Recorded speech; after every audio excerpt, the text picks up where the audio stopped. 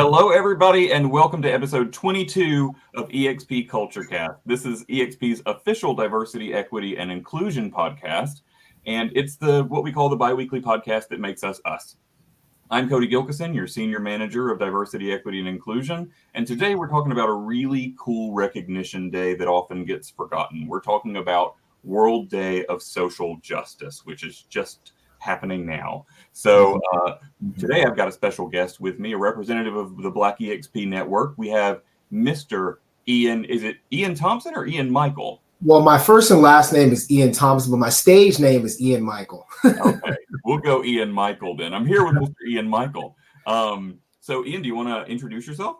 Yeah. What's going on, everybody? It's your boy Ian Michael here, real estate professional located in Southern California, owner and operator of the Luxor LA Group and Capital Exchange Partners, which is an investment group that we have here. Man, service, doing any and everything as far as real estate, whatever you need, mentoring, coaching, buy and sell, we got you. That's awesome. That's awesome.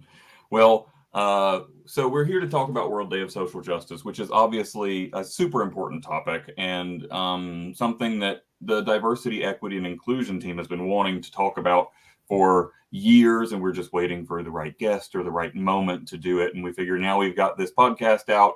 We've got a great slate of folks here in February for Black History Month. Let's just hit it, right?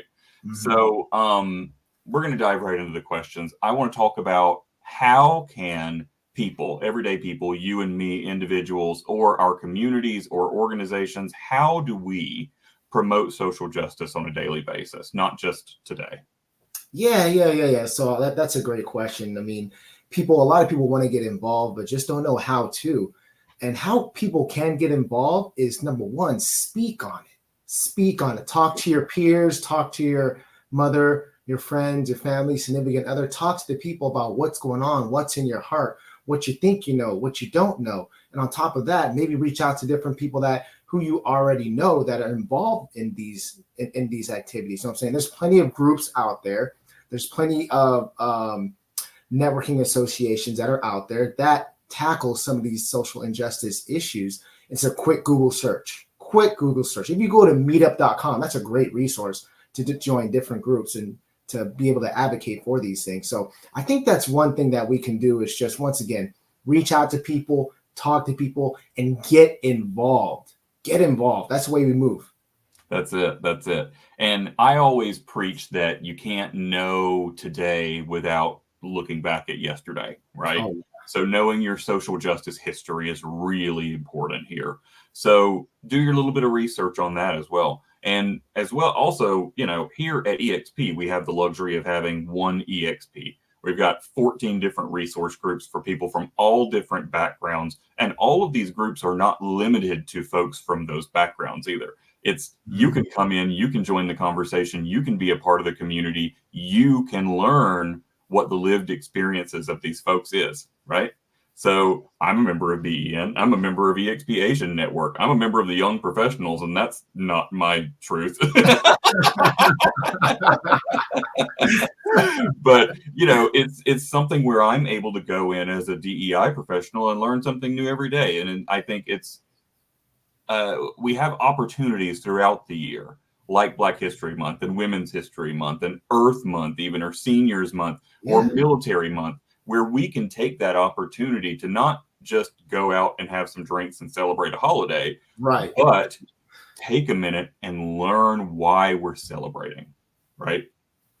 And that's really important. Here in Black History Month, I would tell everybody, if you want to learn a little bit more about the social revolution of Black Americans in the United States, the Black History Library is available now in frame. You just go exp.world/Black History Library, and that thing is cool. Yeah.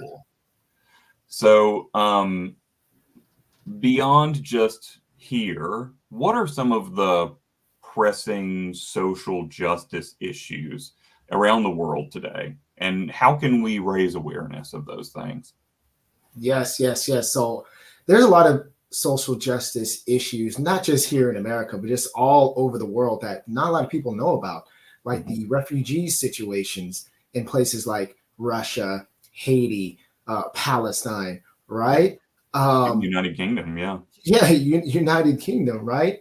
Not just social injustice that regards to just like racial social injustice, but there's also social injustice to like the LGBTQ plus community. You know what I'm saying? They're being oppressed in a big way, right? That's unfortunate. That's unfortunate. Then other social justice issues, crime, right? There's a huge crime, healthcare, right? That's a social injustice in itself. I mean, there's plenty of different things out there to where people are, you know what I'm saying, being inconvenienced in a huge way, to say it lightly. And Yeah. I think that in order for us to once again just talk about it, in order for us to create awareness, is just talk about it, advocate about it. I mean, that's great. That's great. We can post on social media. That's huge. But another thing that we should do is join these groups, you know, talk to politicians, you know what I'm saying, lobby. I am all for you know what I'm saying, lockouts and protests and stuff like that. But the real movement is economical. That is the real movement. Put your money together for these such things. And then that's when you affect people's pockets, then that's when you get their attention. And that's what change will happen. 100%. That's really it. That's really it. And, you know, we always suggest people, especially during Black History Month, but all year, is support a Black-owned business, right? Yeah. If you live in America, there is a Black-owned business you can support, right?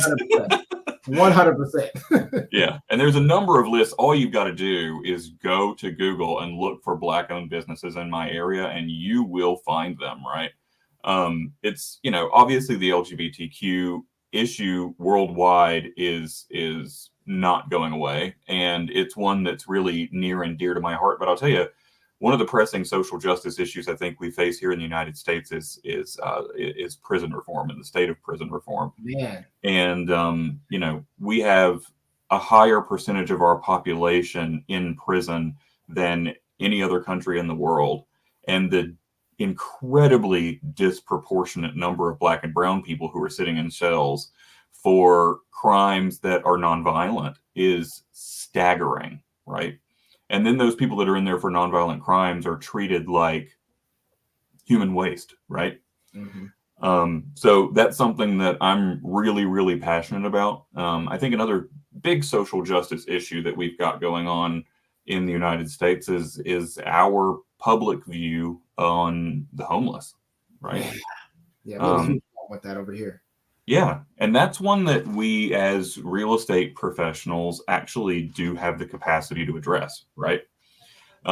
There's a number of organizations that you can donate to, that you can work with to help with this crisis. I'm a board member of a nonprofit that helps with LGBTQ youth homelessness.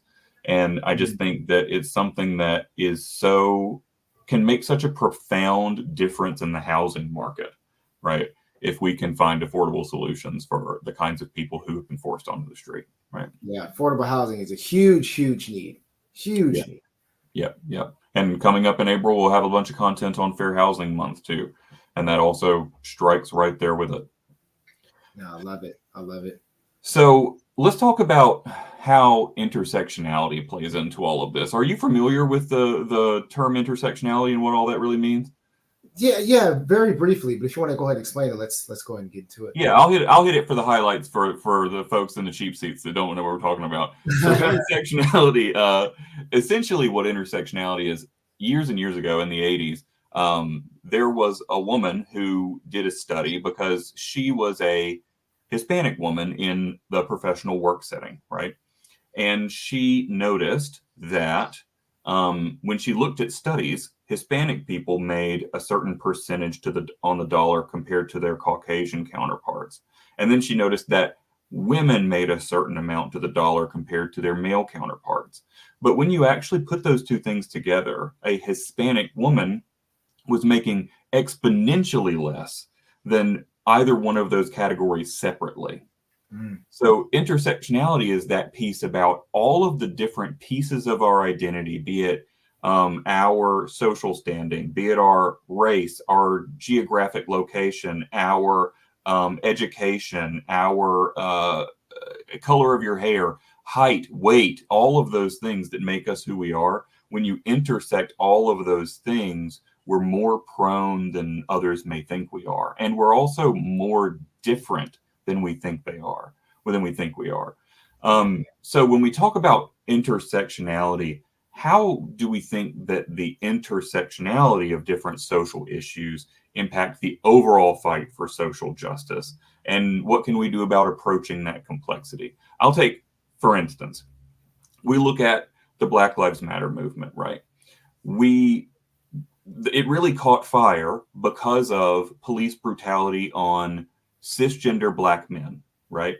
Mm-hmm. But as a result of that, tensions against the Black community led to a rise in homicide, right?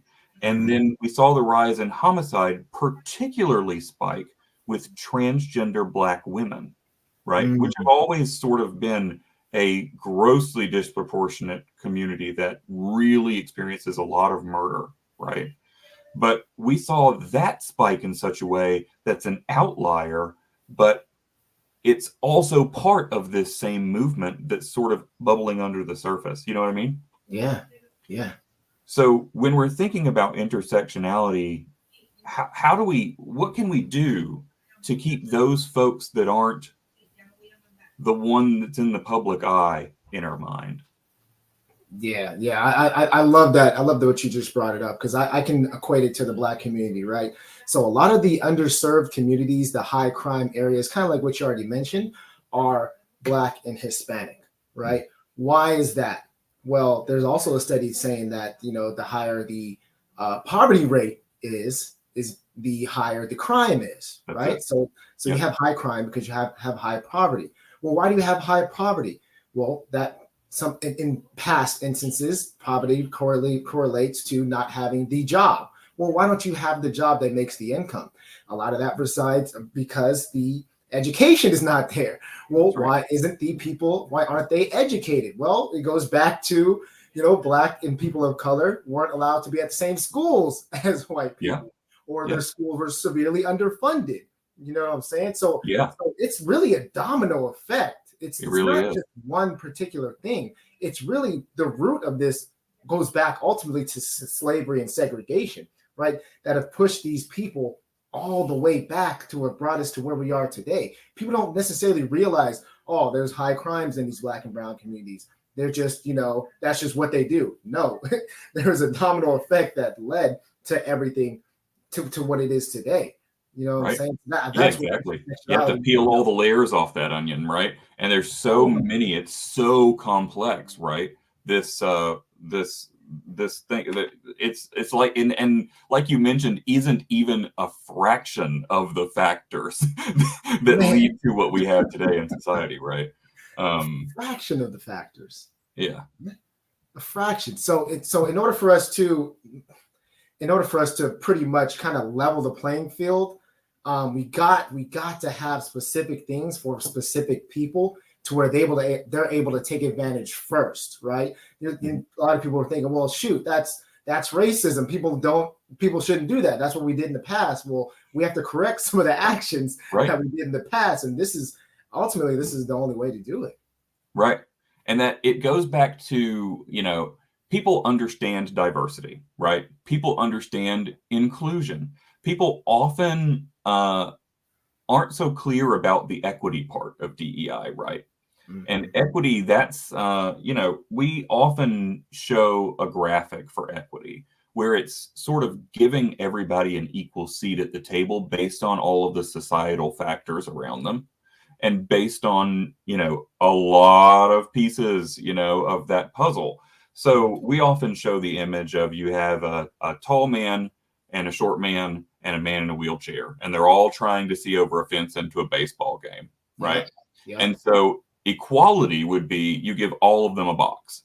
Then the tall man, he already could see, but he can really see now. And the short man, now he can see, but the guy in the wheelchair can't even get up on the box.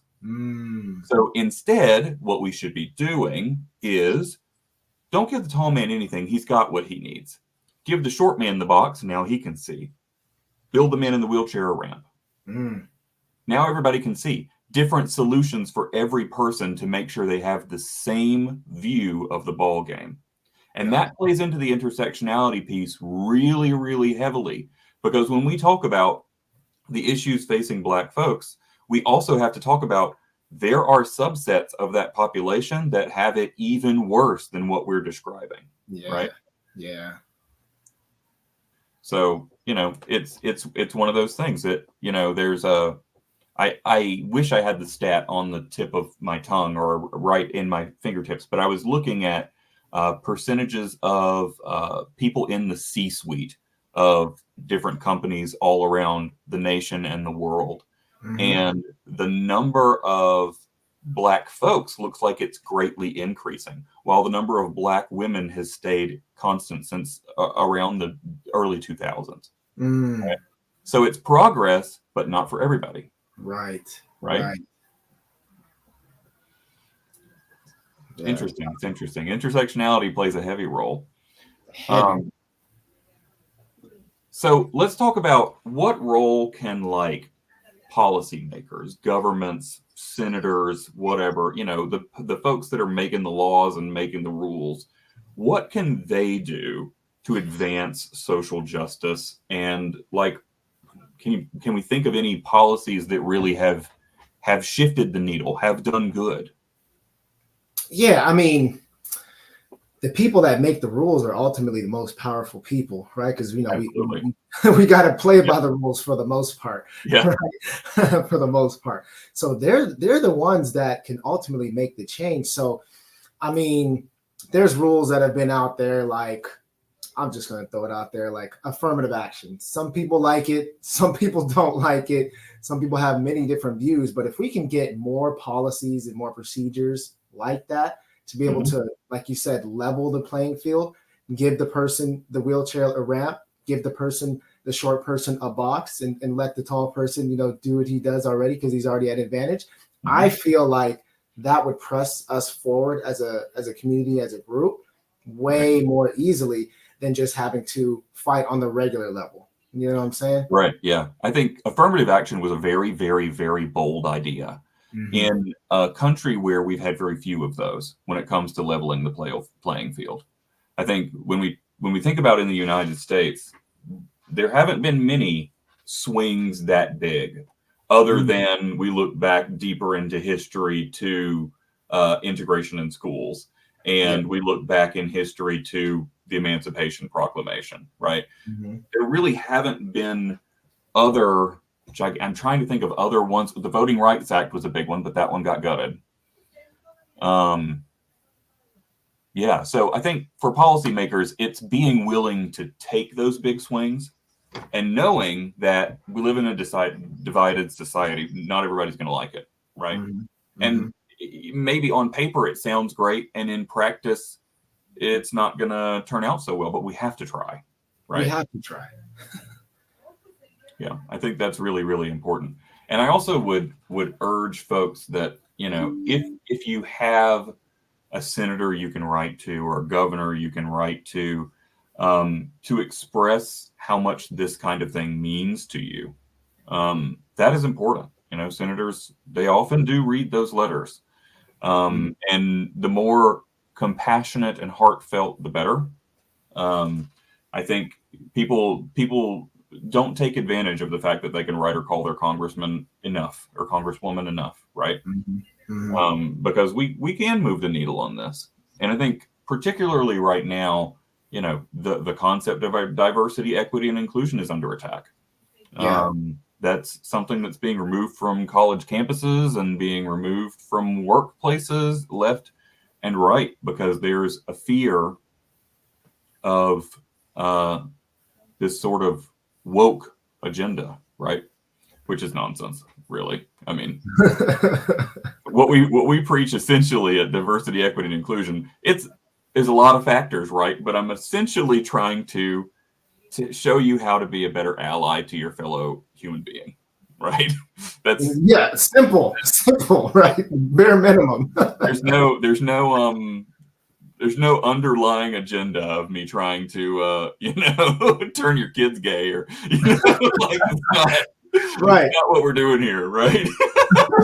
definitely not. We're just bringing things to the light. Like, come on. Your thing is your thing. Your thing is your thing, exactly. And we can learn from each other's things, right? We can learn from others' struggles and others' experiences. And I say it a lot, but being an ally to someone when you have privilege and doing what my sort of DEI idol Amber Hikes would call weaponizing your privilege, right? That's where you recognize what you have and recognize the seat that you have at the table that somebody else doesn't. And you either offer a hand up or you speak for that person in that room. Yeah, I think people have this misconception that if you lobby for a certain group or if you vouch for a certain group, that you 100% believe in their ideas and in the way that they go about life. That's not necessarily true. Yeah, right. Number one, you're a human, so you want to make sure everyone feels comfortable and safe in their own environment. That's number one. Just because someone might, want to marry a tree doesn't mean I think that's right. Right. But if they want to do that, hey, it's their life. Let them live. Them marrying a tree has nothing to do with me personally. It's not going to affect me. And I think that people have that misconception. Right. And, regular viewers of the podcast know that me and my dad have this back and forth because he thinks quite differently than I do. And it reminds quite differently than I imagine what I think, and it's the opposite, right? Which is funny because we look exactly the same and sound exactly the same, even though I'm adopted. We're going off on a tangent here. But I remember when I voiced my support for Black Lives Matter to him in 2020, he then just very abruptly cut me off and told me, "Oh, so you're pro looting?"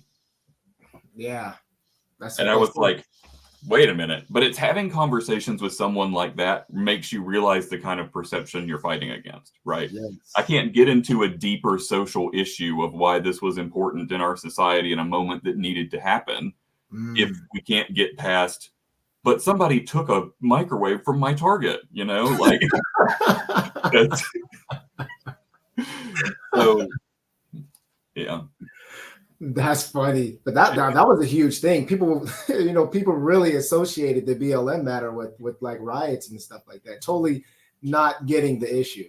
Not getting it. Yeah, not getting it. I mean, I don't know. We have an exhibit in the Black History Library that's about the Tulsa massacre and Black Wall Street, and when people don't know the history of that event, and then fast forward to a little bit of looting and some riots, and it's a disproportionate response. You know what I mean? And it really, I encourage everybody to go check out the Black History Library and check out our wall on the Tulsa Race Massacre, and you'll really maybe feel a little bit differently, right? Yeah, when people find out about Tulsa and the Tuskegee Project and the real reason why Emmett Till got what he got, and they'll understand. They'll understand. Which that's we have a hall in the Black History Library that's about unsung heroes. And first off, if you don't know about Emmett Till, you should look up the story. If you look up the story, you should then pay attention to the lifelong servitude to the social justice movement that his mother played. Emmett Till's mother is one of the most powerful speakers I've ever heard. And with just a few words can knock you off your feet, right? Because this is someone who something heinous was done to, right? And she took her life and dedicated it to making it better so that another child wouldn't die like hers. We're just throwing out ideas of stuff you should learn about if you don't know about it. Right, just a little bit. I don't know if we have enough time to get into it. Yeah. Just a little pinch. There's also a number of movies about the Emmett Till situation that are all worth a watch, to be honest with you. I haven't seen one that really got it super wrong. So any of them would, if you're not a history person and just like to sit and watch a movie like any American, those are movies you can watch. Yeah. Let's talk about technology. So in what ways have we been able to leverage technology to better address social justice issues? And, do we think that there's innovation there that could make an impact? Yeah, whenever I think of this, I think of the Kanye West quote where he said, racism is still alive. They just be concealing it. Well, now that we have social media, everything is on camera. Everything is on the forefront. Things are going viral like nobody's business. And that's what we got to do. That's what we got to leverage, social media, you know what I'm saying, to be able to push our objectives, what we're doing, what we're trying to change, the social injustices. Social media is everything. Everybody's on social media. Everybody. Like, I look at my phone stats and it says I pick up my phone.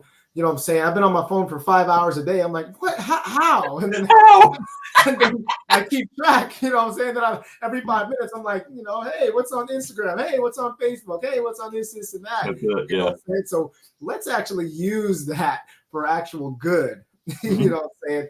So technology like social media, podcasts like these, just any kind of content, you know, writing journals. People still read, they do journal and stuff like that, right? That's how we can be able to push to push, you know, to see what's actually happening in the world today is through the social media. And there's, you know, it's for me, technology is the great equalizer, right? I think about our experience here at EXP, where we have the capability to chat with someone from most of the countries in the world, right? If we chose to, right?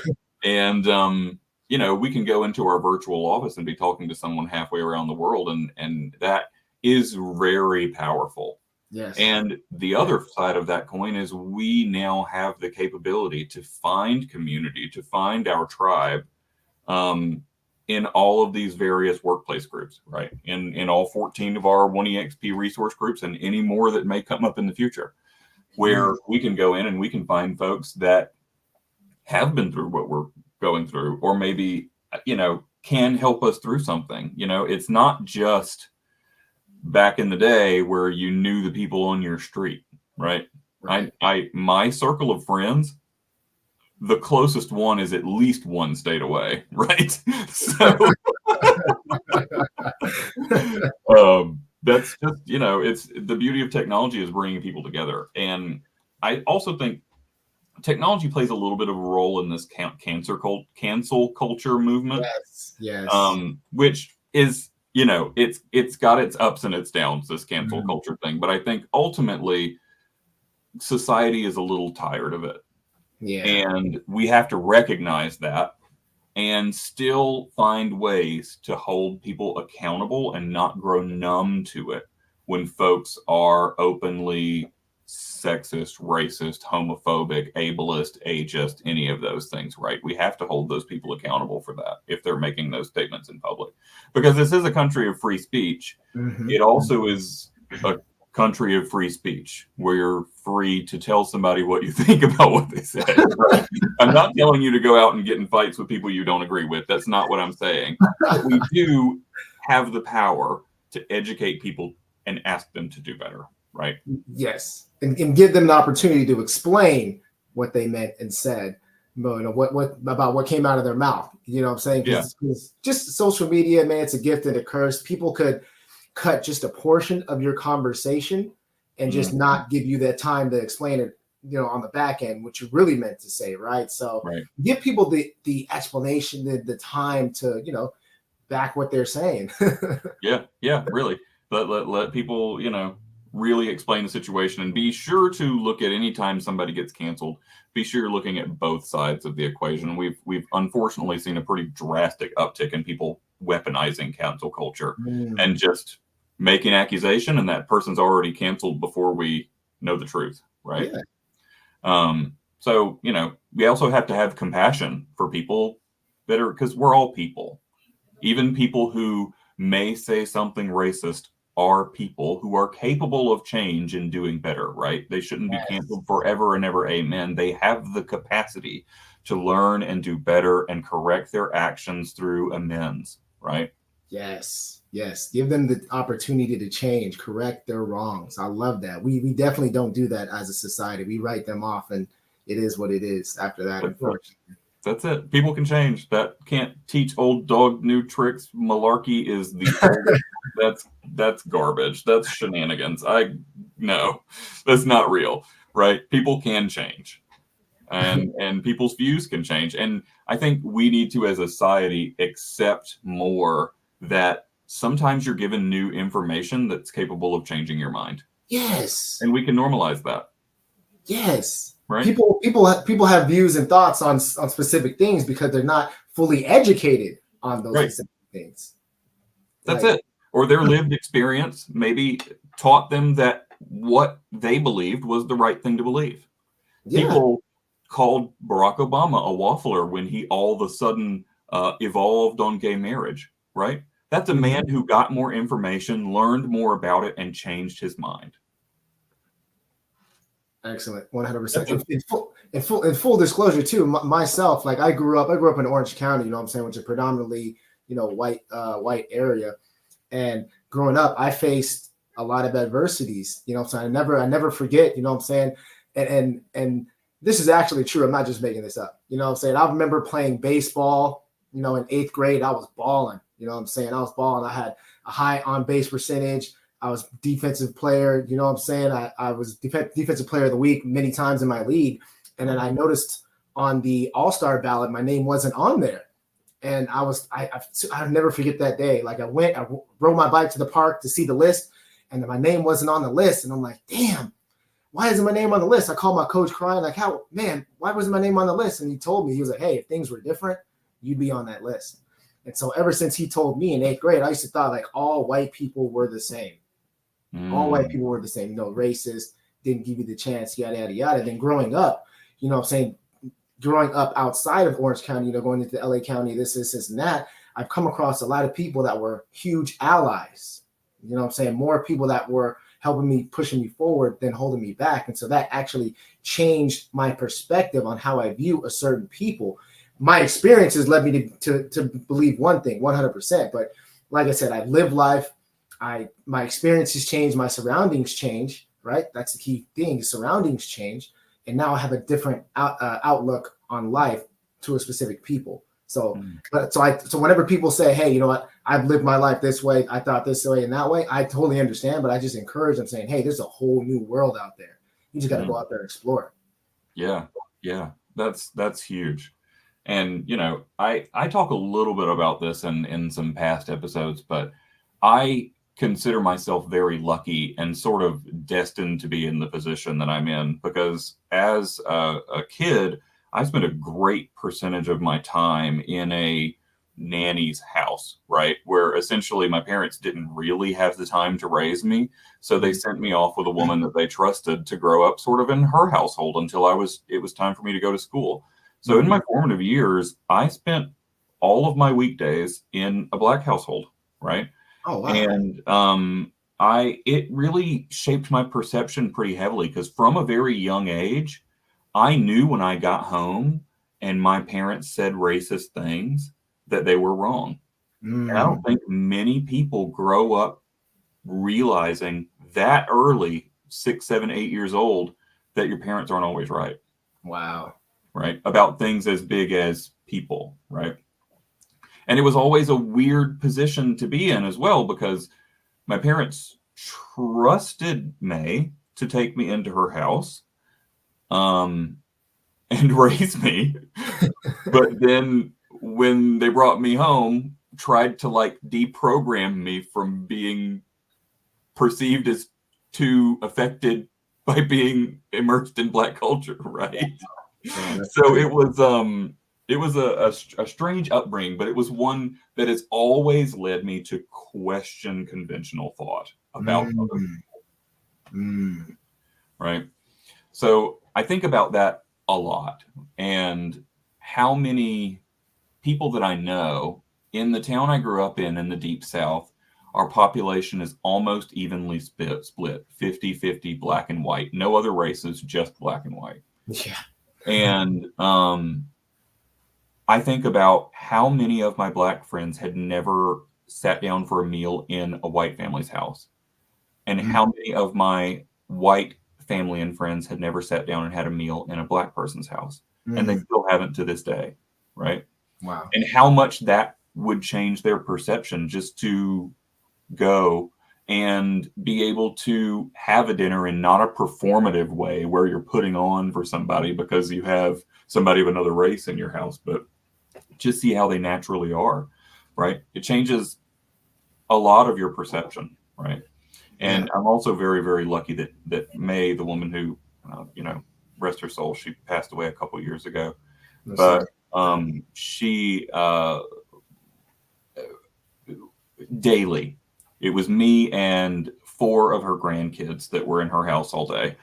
And she was strict. She was no nonsense, but we always had a moment every single afternoon where we'd sit around a record player and she'd put on a record from one of the greats from the Black Civil Rights Movement.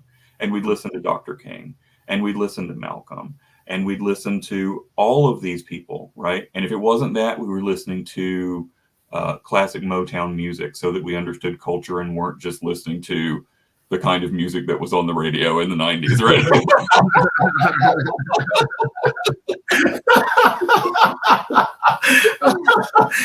So I really got a sense of culture that I never would have got at home. And, for people that are out there and have kids, embrace those moments. Yeah. If your kid comes home and says, I have a friend of a different race and I want to go over to their house, honey, it's yes, right? That's a great experience for them to have. Yeah. That's funny. Yeah. So let's talk about the media. So what role do you think the media plays in shaping the public perception of social justice issues? Huge role. And a lot of it, unfortunately, is being controlled, right? That's the unfortunate part. Is a lot of it's being controlled. A lot of it's being bought. So we are only showed a specific part of a social justice issue because someone only wants you to see a specific part, like the news, like kind of like what your father went through as far as the saying, oh, you support looting. That's everything that they showed. It's because of the type of news that he watches. Because of the type of news, right? And I'm full disclosure, I don't really watch a lot of the news, so I couldn't tell you, oh, Fox this, CBS that, this BBC, what I'm saying? Like I couldn't tell you which news source is the most accurate, but I just know that a lot of it is crippling to like the movement. A lot of it's crippling. Yeah, it is. It's really bad. And,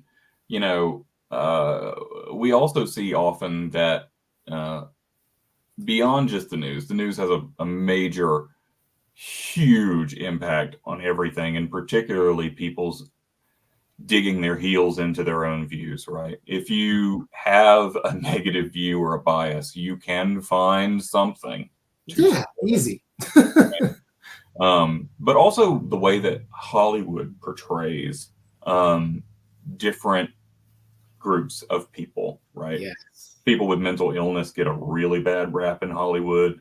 Mm-hmm. I think, LGBTQ people for a long time, that has turned around. It really has turned around. Yeah. But there was a time where, a gay person or a queer-coded person in a movie was always the villain, right? Yeah. Or, like you think back to this is going off topic, but some of the queer-coded villains, even of Disney, right? Look back at Scar in The Lion King, or Hades, or Jafar, right? Yes. In Aladdin. They're all queer-coded because that is evil, right? Mm-hmm. Those people are so different than us, right? Because they're whatever. But we also have a moment where also, I recommend a lot of movies about social justice issues, but the ones I recommend is not always the whole list. And there's a reason for that. Often you will see either overly sensationalized versions or whitewashed versions. Yes. Right? You see versions of history, particularly about Native Americans, that are really whitewashed. Really, really whitewashed. They come out to make it look like Thanksgiving was a big happy party, with turkey. Crazy how that is, huh? Yeah.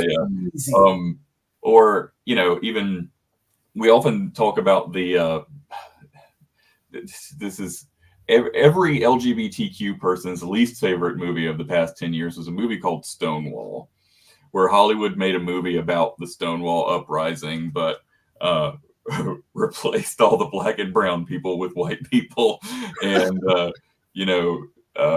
subjected Marsha P. Johnson, who many people believe to be the person who threw the first brick at Stonewall, to a mere cameo, and instead made it a white guy from Kansas that threw the brick, right? Like, there are examples of this in every social justice issue where somebody has taken on telling the story and they did not have the right people in the writer's room. They did not have the right people in the editing room. They did not have the right actors on screen, and the scripts were way off, right?